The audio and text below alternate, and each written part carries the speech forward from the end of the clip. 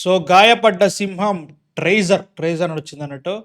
మన ఏంట్రాపా కోల్డ్ అయింది, జలుబు అయింది అండ్ ఆల్సో బాడీ పెయిన్స్ కాబట్టి కొంచెం బాడీ అటు ఇటు అవుతుంది. సో మన తరుణ్ భాస్కర్ హీరోగా, మన ఫరియా అబ్దుల్లా హీరోయిన్గా, మానస చౌదరి గారు ఉన్నారు దీంట్లో. సో ట్రేజర్ అంట, టీజర్ కాదు ట్రైలర్ కాకుండా ట్రేజర్ అంట, ఇది ఎప్పుడో సో తెలీదు. సో చూసేద్దాం. మొన్న వచ్చిన సినిమా అంత ఏమనిపించలేదు, ఓం శాంతి శాంతి శాంతి. సో ఐ హోప్ ఈ సినిమా బాగుండాలని కోరుకుంటున్నా. సో ఏవి తెలియదు నాకు, వచ్చి ఆల్రెడీ 2 గంటలు అయింది, ఇప్పుడు చేస్తున్నా. సో లెట్స్ వాచ్ ఇట్, తర్వాత మాట్లాడుతున్నారండి.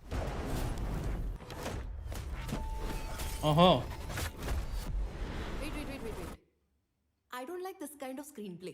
లీనియర్ గా చెప్పండి. ఓకే. సురేష్ అంకుల్ యుఎస్ నుంచి వచ్చాడు. చాక్లెట్స్ తీసుకోవడానికి నేను వెళ్తానమ్మా. నీకు అంతగా వెళ్ళాలనుకుంటే పెద్దయ్యాక యూఎస్ వెళ్ళి తెచ్చుకుంది. ఎంత తొందరగా వీలైతే అంత తొందరగా యూఎస్ పోవాలరా. యూఎస్ కి పోయి ఏం చేస్తావురా? I wanna grow, I wanna learn, I wanna earn, I wanna expand beyond my Amazon. Horizons.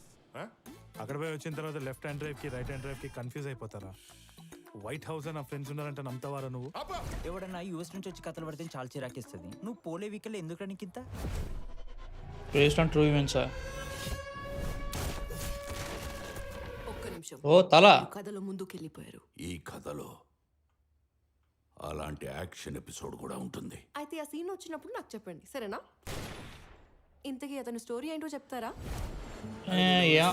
ఊరు దాటబట్టే తట్టబుట్ట అన్ని సర్దుకొని సాగబట్టే ఊరు దాటే లోప తెల్ల పెళ్లి ఎడ్డు పడగ యూటర్న్ కొట్టుకొని మళ్ళీ తిరిగి ఇంటికొచ్చే. We will begin the largest deportation operation in American history. I will wipe out the policies. I will wipe out the tears. I will free the land of freedom. ఏమనుకుంటున్నా నీ గురించి నువ్వు? I am. తరుణ్ భాస్కర్ సింహం. Don't laugh, it's serious matter. Volume. America నుంచి నాకు chocolates తీసుకొచ్చావా? ఓహో, సింహం గాయపడింది.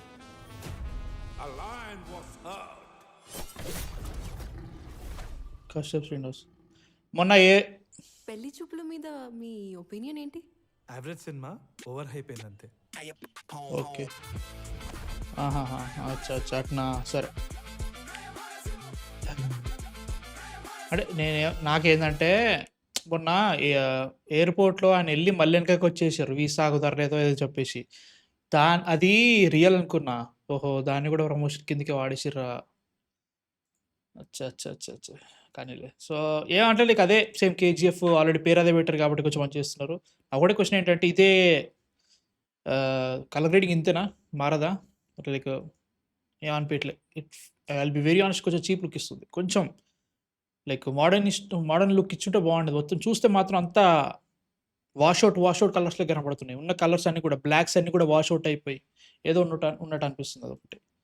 And ఏమో ఇది వచ్చింది, సారీ, ఏమో నాకైతే మాత్రం ఓకే అనే ఫీలింగ్ వస్తుంది తప్ప ఎవరిలో తెలియదు, మనకి ఇలా తెలీదు. సో అదే లైక్ యూఎస్కి పోవాలనుకునే కళ, పెళ్లి చేసుకుందాం అని చెప్పేసి వస్తాడు. హీరో కాలేడో గర్ల్ ఫ్రెండ్ ఉంటుంది.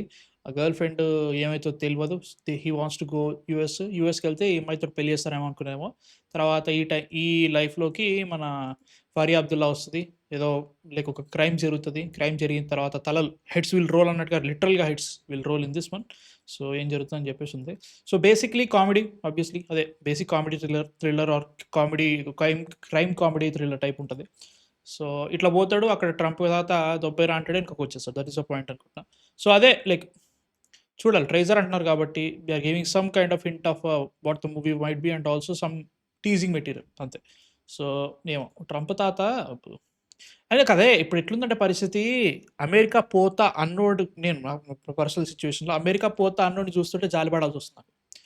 చాలామంది వెళ్ళారు మా ఫ్రెండ్స్, చాలా కష్టపడుతున్నారు అక్కడ, జాబులు లేవు, చదువుదామని పోతున్నారు, ఏదో చేద్దామని చెప్పేసి. బట్ అక్కడ చాలా దారుణం ఉంది పరిస్థితి.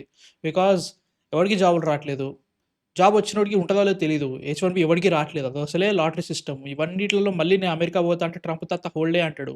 వీటన్నిటి పెట్టుకొని మళ్ళీ అమెరికా పోవడం ఎందుకు? యూరోపియన్ కంట్రీస్ ఉన్నాయి, జర్మనీ ఆరెల్స్ వేరే కంట్రీస్ బాగున్నాయి, ఆస్ట్రేలియా, వాటి గురించి ఎవరు మాట్లాడేమంటే అమెరికాకే పోతా అంటాడు. సో ఏమో లైక్ అది బాగా రిలేట్ అవుతారేమో తెలియదు, మనకి నాకు తెలియదు.